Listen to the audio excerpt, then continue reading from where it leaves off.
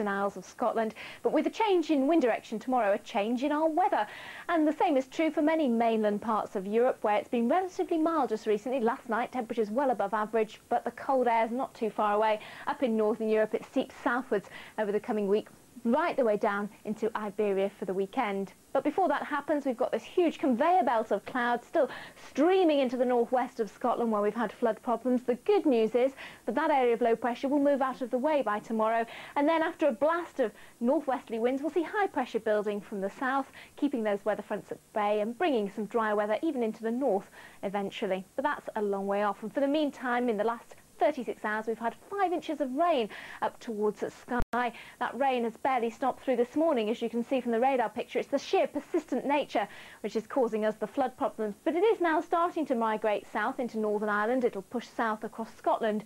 So if you're travelling, that could well hamper the traveller, localised flooding, and ahead of it, gusty winds for northern England as well. Perhaps another inch or two of rain still to come across Scotland. But away from Scotland and Northern Ireland and the western coast of England and Wales, it looks mostly dry, bright, some sunshine. Not as much sunshine as this morning, but nevertheless, temperatures have already ascended to between 17 and 19 degrees Celsius in that sunshine. A couple of degrees more can be expected if you forget that you're in that strong and blustery southwesterly wind, but temperatures really are well above the average for the time of year. As you can see, expected Manchester 12 degrees, London 14. But that cold air is just around the corner. In fact, it comes tonight.